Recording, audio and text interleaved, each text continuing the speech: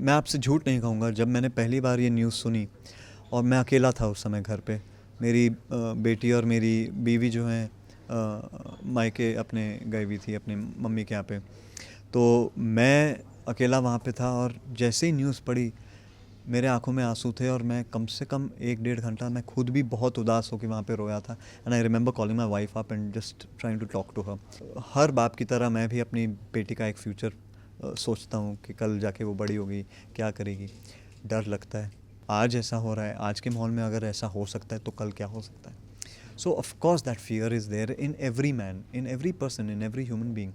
Hi guys, you are watching bazooka. आज मेरे साथ वो है जिन्होंने, जिस तरीके से मैं थोड़ी देर में कहा कि एज इज़ जस्ट नंबर, और हाँ, आज की यूथ इन्हें अपना आइकॉन मानते हैं और इनको देखकर समझते हैं कि हाँ, लड़कियों के अलावा लड़के भी मेकअप करने में थोड़ा समय लगा सकते हैं।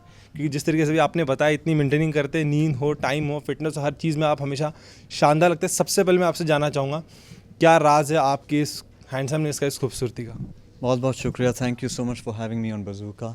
ऑफ कोर्स जैसे आपने कहा कि बहुत इम्पोर्टेंट है कि जैसे हमारे घर में हमारी बहनें हैं, हमारी माँ हैं, हमारी बेटियां हैं, बीवियां हैं, अगर वो श्रृंगार में समय लगा सकती हैं तो जब तक हम वेट कर रहे हैं उनके लिए, जब तक वो तैयार हो जाए, हम भी थोड़ा समय बिता सकते हैं श्रृंगार में। तो शायद शुरुआत मेंस ग्रूमिंग का वहीं से आया होगा कि अगर हम इंतज़ार कर ही रहे हैं तो थोड़ा हम भी कर लें। शायद मुझे लग रहा है कि कॉन्सेप्ट वहाँ से आया होगा। But leaving the jokes apart, I think it's very important and very essential for in every day, today's day and age, for man to look confident, to feel confident. और जैसे आप जिम जाते हैं, अगर आप जिम जाके आप अपनी बॉडी बनाते हैं, इंस्टेंटली आपको कपड़े पहनने का कॉन्फिडेंस एक आ जाता है कि मैं अब कुछ भी पहनूं, इस बॉडी पे कपड़े अच्छे लगेंगे। सिमिलरली अगर आपने अपने बालों को ठीक रखा, आप अपने हेयर स्टाइल, बियर्ड स्टाइल, इतने क्रिकेटर्स हैं जो हर मैच में एक नया एक लुक लेकर आते हैं, वो ट्रेंड में जाता है। क्योंकि आज हमारी जो यूथ है, हमारी युवा पीढ़ी है, उनको भी इंस्पिरेशनल होना है, उनको भी एक अपनी पहचान बनानी है। और इस फास्ट पेस्ड लाइफ में जहाँ social media has taken over by the storm, every day is a challenge for you to gain recognition, some name. और ख़ास तौर पे हमारे क्षेत्र में, हमारे फील्ड में, हमारा तो काम ही है कि इम्पोर्टेंट ये भी चीज़ होती है कि आपको एंटरटेन करना है। बट आप जब तक उस लेवल के इंस्पिरेशनल फिगर नहीं हो, आप अपना ख्याल नहीं। एंड अब वो रही बात हमारी इंडस्ट्री की, बट वही चीज़ सेम हर इंडस्ट्री में है। आप एक बोर्ड मीटिंग में जा रहे हैं और आप कॉन्फिडेंटली अंदर आएँ, ग्रूम्ड हैं, आपके नाखून अच्छे कटे हुए हैं, लंबे नाखून थोड़ी ना लेके जाएंगे। Similarly I feel every man has the right to look nice, to feel nice, and if a little grooming, if a little help of some kind of miracle happens, and if you have a nice dapper dude presenting it to you, why not, right? क्या बात है। इस थोड़ी सी चीज़ से मैंने काफ़ी कुछ चीज़ समझ लिया। मैं आपसे जानना चाहूँगा, कामयाबी मिलने के बाद उस कामयाबी को संभाल के रखना ये बहुत कठिन होता है, और आपको देखकर आज काफ़ी इन्फ्लुएंसर आगे बदलते हैं, अपनी चीज़ों को बदलते हैं। आज आप इस इवेंट पर आए एज ए ब्रांड एम्बेसडर जुड़ रहे हैं डैपर डूड के साथ। क्या एक खास वजह थी इस डैपर डूड के साथ जुड़ने की सर? पहले बात तो उनका नाम ही, आई थिंक जो उनका ब्रांड नेम है बहुत स्ट्रॉन्ग है।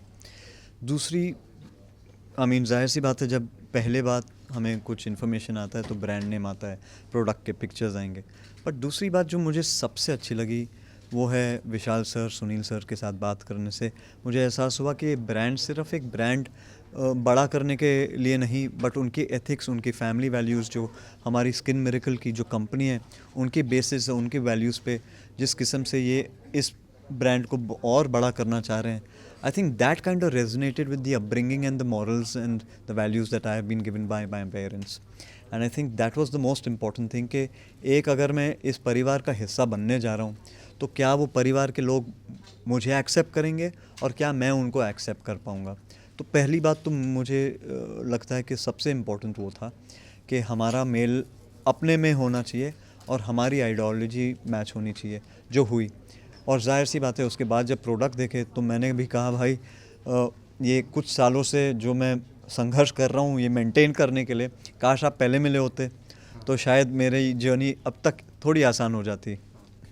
लास्टली सर मैं जानना चाहूँगा, जिस तरीके से आपने कहा कि घर पे भी बेटी हमारे देश की शान, हमारे देश का कहना, कहीं ना कहीं इस समय हमें सफल नहीं नज़र आ रहा, कहीं ना कहीं उसकी तरफ तकलीफ चली, पूरा देश आवाज़ उठा रहा है। क्या कहना चाहिए जो हादसे आप आजकल पढ़ रहे हैं न्यूज़पेपर पे, सोशल मीडिया पे जो आ रहा है, क्या स्टैंड लेना चाहिए घर पे भी सर बेटी, जिस तरीके से आपने कहा? नहीं, पहली बात तो ज़ाहिर सी बात है कि क्योंकि सोशल मीडिया है और आज सबके हाथ में एक फ़ोन है, आवाज़ उठ रही है। बहुत सारी ऐसी बेटियां, बहुत सारी ऐसी महिलाएं जो हैं जिनकी आवाज़ दबी रही हैं, आज तक जस्टिस मिला नहीं है उन्हें। Of course being a father, being a son, being a husband and a brother, it matters to me a lot the protection for not just my women but the women of this nation. It is very important and I'm very happy and very thankful to the government who's really trying to work hard into trying to get a system to provide justice to all of them. कभी कभी अगर आप घर की ओर भी दिखाते हैं अपनी बेटी को, कभी वो दिल मायूस होता है, कभी वो घबराहट आती है एक पिता होने के कारण? Of course, I mean ये तो obvious है कि जैसे ही, मैं आपसे झूठ नहीं कहूँगा, जब मैंने पहली बार ये न्यूज़ सुनी और मैं अकेला था उस समय घर पे, मेरी बेटी और मेरी बीवी जो हैं मायके अपने गई हुई थी अपनी मम्मी के यहाँ पे, तो मैं अकेला वहाँ पे था और जैसे ही न्यूज़ पढ़ी मेरे आंखों में आंसू थे और मैं कम से कम 1-1.5 घंटा मैं खुद भी बहुत उदास होकर वहाँ पे रोया था। And I remember calling my wife up and just trying to talk to her, क्योंकि I am an emotional man. जितना भी लोग मुझे जानते हैं कि मैं एक फैमिली ओरिएंटेड बंदा हूँ। मैं हमेशा अपनी बेटी के साथ इंस्टाग्राम पे रील्स डालूँगा, अपनी फैमिली के साथ रील्स डालता हूँ। तो of course one tries to think and हर बाप की तरह मैं भी अपनी बेटी का एक फ्यूचर सोचता हूँ कि कल जाके वो बड़ी होगी, क्या करेगी। डर लगता है ऑफ कोर्स कि अब आगे अगर आज ऐसा हो रहा है, आज के माहौल में अगर ऐसा हो सकता है तो कल क्या हो सकता है। So of course that fear is there in every man, in every person, in every human being. But we have to do something about it. We have to educate our kids, we have to educate our system, we have to educate our people, and we have to provide protection. Nothing more than that. Thank you so much Neel ji, बहुत strong statement दिया आपने। And to be honest, I took lots of interview but I found such a humble